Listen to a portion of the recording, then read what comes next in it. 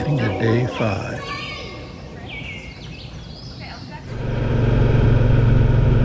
Good morning, it's day 5. Overcast day, cool out. Tomorrow it's supposed to get really warm, and even warmer on Monday because today is a Saturday. I'm headed further south and west today. I don't have a tremendous amount of riding today, so it's kind of a low riding day, which is a good thing every once in a while.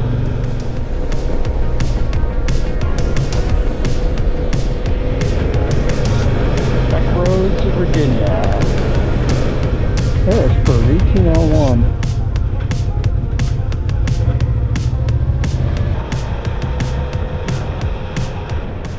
So here's my first stop.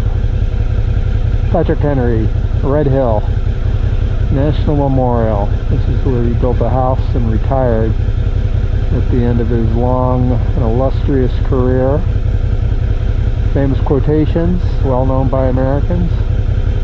But I actually don't know too much about the gentleman. He's in all the history books, but I've never actually read a book about him specifically. He always kind of comes and goes relative to other characters like Washington, Jefferson, Madison, Hamilton, and others. So, should be interesting. A bust of Patrick Henry. It's a huge plantation that he had, and that's available to visit. Wow, it's a lot bigger than I thought. So Patrick Henry retired in 1794, purchased a 700-acre estate, which had a story-and-a-half house. Over the next 5 years, he expanded the plantation to 2,965 acres. Unfortunately, the house burned in 1919 and was reconstructed in the 1950s. Died at 63 on June 6, 1799 from an intestinal blockage and was buried a few days later near his garden. He had 17 children, was a lawyer. Of course, the immortal words, "Give me liberty or give me death," delivered during the Second Virginia Convention. He was known as the voice of the American Revolution. So I just finished watching a 15-20 minute film about Patrick Henry, but what's really cool is that they had a gentleman here who is the 5th and 6th descendant of Patrick Henry, whose name is Patrick Henry. So he's very well informed, of course, about his family's history, and I won't go into details on why he's the 5th and the 6th, but in any event, he's a descendant from a couple different lines. So we're going to take a walk down to see the house, a recreation of the house, and then the law office, apparently, since Patrick Henry was a lawyer, is original.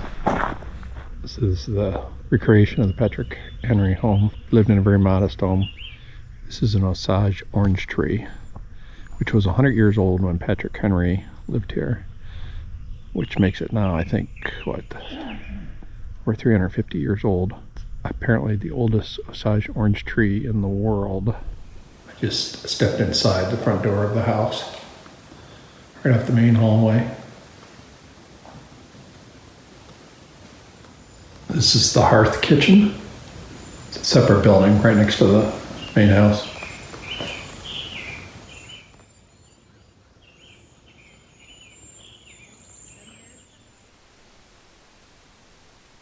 This is Patrick Henry's law office, built in 1792.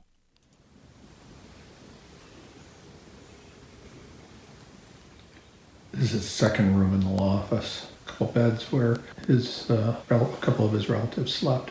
And this is the law license that he received when he was a young man to practice law. This is before the Revolution, of course. On the estate, Patrick Henry and his second wife, Dorothea Dandridge Henry, are buried next to each other. This is, I believe, a smokehouse.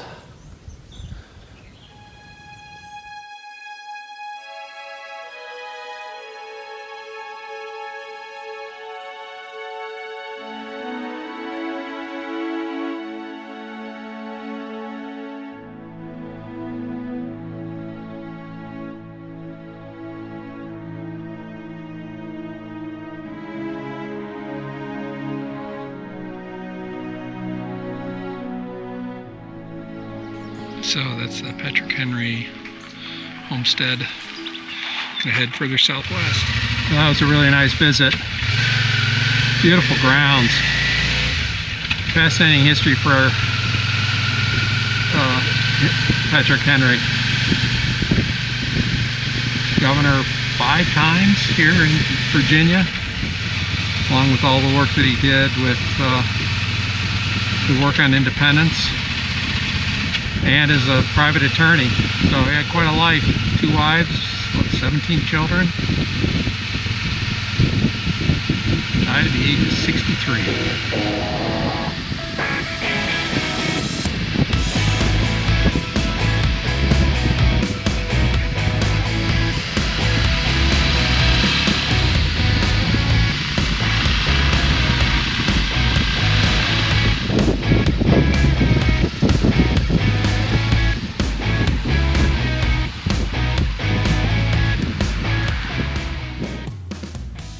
This is the Booker T. Washington National Monument. He was around 59 years old when he passed away. It's a nice bust. This is the plantation where Booker T. Washington was, they think, born and certainly spent his younger years. The Civil War started when Booker T. Washington was 5 years old. So he spent the early part of his life in slavery and then became a freed person. Of course, slaves weren't allowed to learn how to read or write, but he had a thirst for that and tried to teach himself how to read. Eventually he got after the Civil War was over, got a formal education and then became president of the University of Tuskegee. This, I believe, is a recreated slave cabin.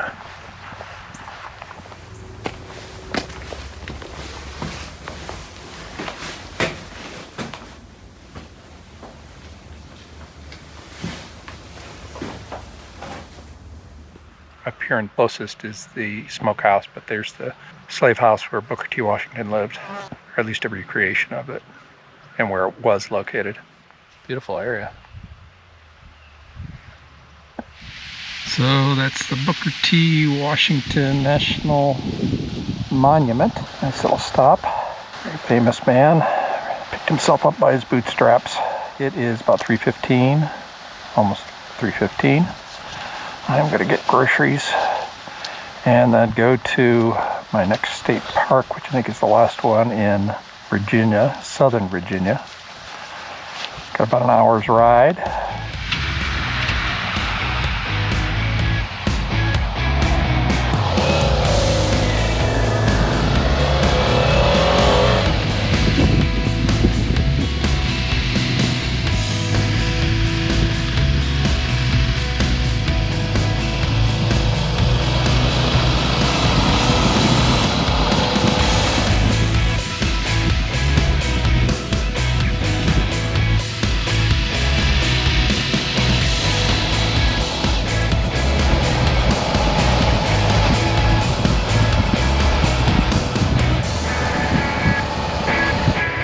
Finally arrived. It is 4:44, so I got to set up camp in a hurry and get myself dinner going.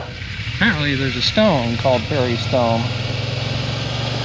The young lady who's the ranger couldn't really describe it. She said that the package has a picture of one or an outline of one, and apparently you can find them. I don't know how. It doesn't sound like it's terribly easy to find. I guess they're mostly found after the rain. I'm not sure why that is, but you can also buy them at the store. So in any event, that's why it's called Fairy Stone. She said I was the first motorcyclist camper that she's ever seen. Now you have to understand that she was probably all of 22 years old, so maybe this is her first season. I didn't ask her whether it's the first time that she served as a park ranger. But anyway, absolutely delightful conversation with the young lady. Site number 13.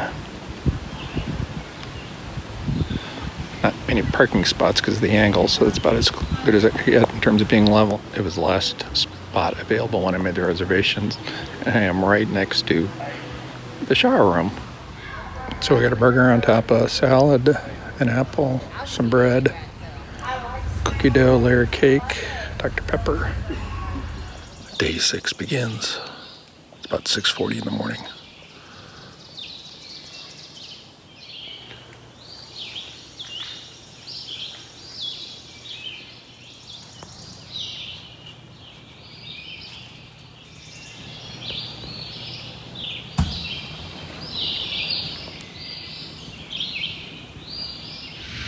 So begins day number 6.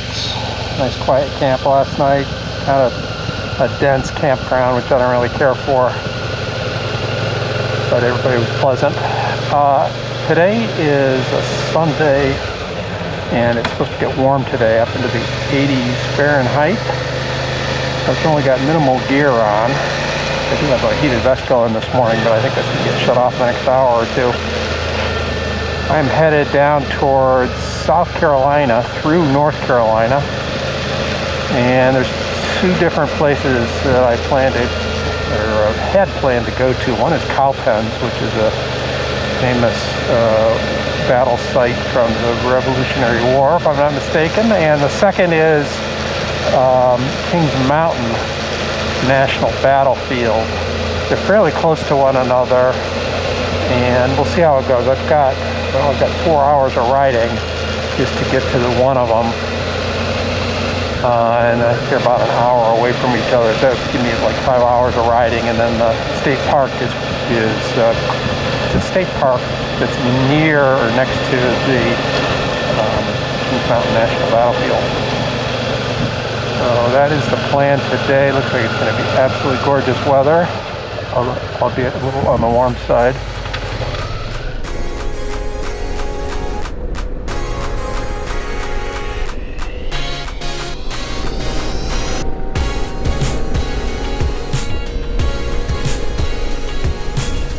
Goodbye to Virginia, welcome to North Carolina.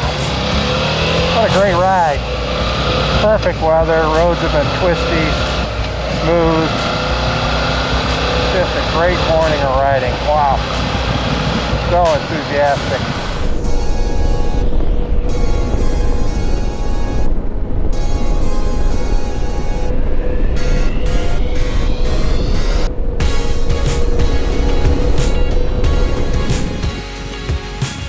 South Carolina.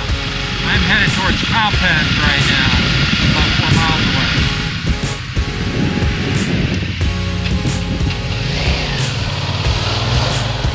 Cowpens National Battlefield, Revolutionary War site. We're going back 250 years.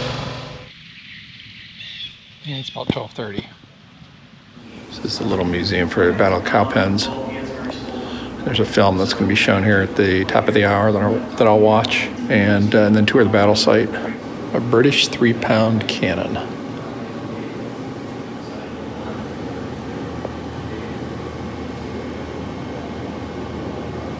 American uniform.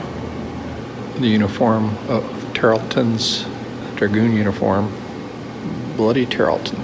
He's got a terrible reputation for his ruthlessness here in the United States against the Continentals, the British accoutrements of war.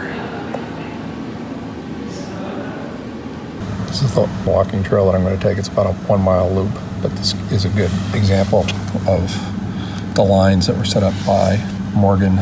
2 lines of militia, 1 line of regulars, and then behind them were the cavalry, and then the British and the Scottish troops that were taking them on. So it looks like this trail goes basically around the battlefield.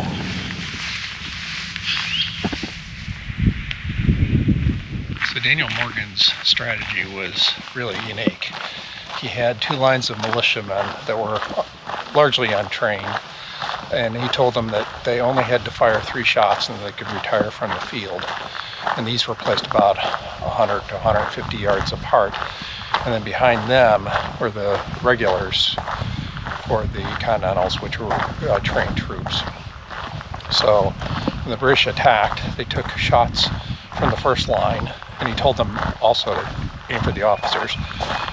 The British took shots from the first line of the militia, who then turned around and ran behind the second line. The second line then fired as the British advanced.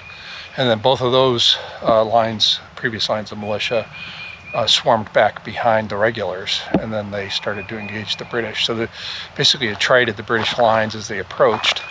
And then what ended up happening was that the dragoons, the American dragoons on horses, took on the British dragoons to blunt the attack that they otherwise would have made on the American lines.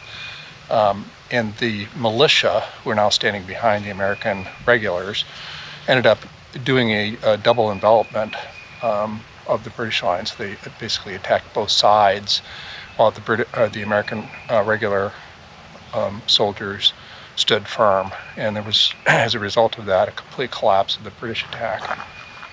And there's something like over 800 British prisoners that were taken, and Tarleton, who was the commander of the British, turned around on his horse with his officer, the remaining officers that were still alive, and left. They tried to track him down, but were unable to do so. But it basically blunted, finally, the British trying to control the southern part of the United States. So it ultimately led to the surrender at Yorktown. I think it was 7 or 8 months, maybe 9 months later, after this successful battle at Cowpens. So here's where the first skirmish line was located, where they had some of the better riflemen on the American side try to take down some of the British officers as they approached. And looking back, you can see in the distance the sign there right up near the bench where the second line was located. So we are standing now where the second line of militia stood, right about here. Here's the second line, here are the regulars, here's the first line of militia, and this is the field. So the British would have been coming towards us, towards the camera. So looking back at the American lines, or towards the American lines, you can see there's a cresting hill there where the regulars basically were hidden behind. So when the British regulars were approaching the militia, they thought that's kind of what they were dealing with. They were expecting very quick victory, and then once they got over the hill and they saw the regulars, the battle collapsed pretty quickly for the British. Apparently the whole battle took less than a half an hour from start to end. So it was a very short battle, but very decisive. This shows all the activity that took place here in North and South Carolina between the British and the Continentals, including the militia. So the goal was to try to split the 13 colonies north from south, so that if the British needed to settle the war, they could end up holding on to the southern states and let the northern states be independent. But Southerners had a different view on that, as did General Washington, General Morgan, and all the men that fought so bravely here. So I'm going to get back on the motorcycle and head over to Kings Mountain, where there was another battle that took place on the top of a mountaintop, and between the Americans and the British again. And then right near there is the state park, King Mountain State Park, where I hope to stay tonight. So I've got about a 45-minute ride there, and somewhere along the line I have to pick up dinner, as is my routine. It's warmed up here. It's probably in the mid to upper 70s. So I got to strip off some of this gear. I'm way overdressed right at the moment. Here, I read about this as a kid and then again as an adult. So finally being able to see it was a really special event. One last monument here. It's the British forces, 1,050 men. Under Tarleton, Lieutenant Colonel. And we'll swing around to the other side and see the Americans. The Americans had 970 men, so slightly outnumbered by the British. Kings Mountain, another Revolutionary War site tied into the Cowpens battle. And this is the National Military Park, and adjoining it, or near it, is the state park as well, where I hope to stay tonight.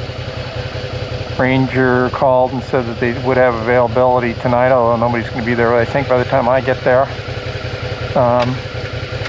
Kind of weird they wouldn't allow same-day reservation using their website, but in any event. I was told I had to go ahead, that I could pay in the morning.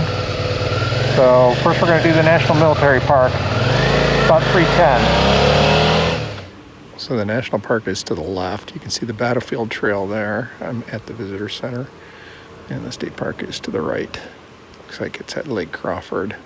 The lighting's not very good, but this powder horn was carried by Major William Smith in the Battle of Kings Mountain. Here's an example of a wooden canteen. It's pretty cool. It's like a little barrel. So the fighting was fairly even. 910 men of the Patriots and about 1,000 men commanded by Patrick Ferguson, who actually got killed during the battle. It's noteworthy, though, that I think all of the Patriots were militia. That's pretty impressive, given that they took on a professional army. Rejoined the line of battle. With the main guard dislodged, Colonels Campbell and Shelby engaged the red-coated provincial regulars, Ferguson's best-trained troops. British troops are there on the mountaintop and The they're regulars surrounded by launched the several bayonet charges against Campbell and Shelby's troops, retreating and then advancing again. So I don't have much time. It's 4:15. The gates get locked at 5, and so I'm going to just do a little bit of this trail. It's a fascinating battle. I was not familiar with this battle at all. My readings in American history, the Americans basically surrounded the British, which had both troops and loyalists, on the top of this hill, and forced a huge number of them to surrender. As I mentioned earlier, the commander of the British forces was shot multiple times and died here. This happened October 7th, 1780. And Colonel Patrick Ferguson was born in Scotland, Aberdeenshire, Scotland, in 1744, so he's a relatively young man.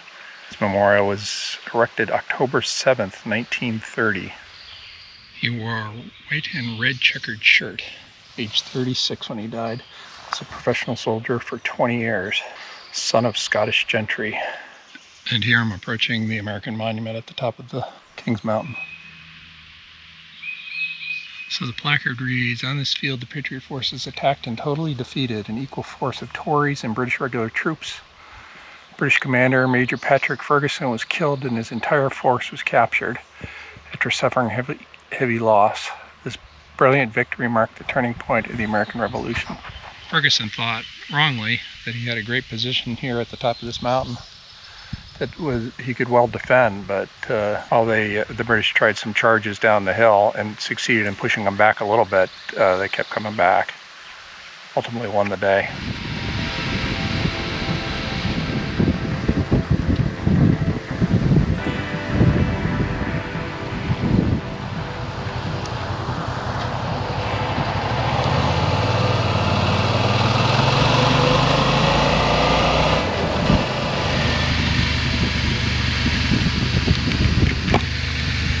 It is 6 o'clock, or almost 6 o'clock.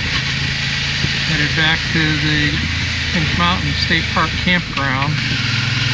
Office is closed. They left me a message earlier today when I called. Said that I could pick out a campsite and pay tomorrow. And to kind of scout out what sites are available. It sounded like there were quite a few of them now that we're past the weekend. Camp set up here since it's we'll have I guess an hour and a half or so of daylight. Alright, so I arrived. Campsite number 12. It's kind of crazy. You've got dozens of open campsites, but at the front they only have a half a dozen listed as available. So I'm not sure what's going on there, but this will be my site for the night.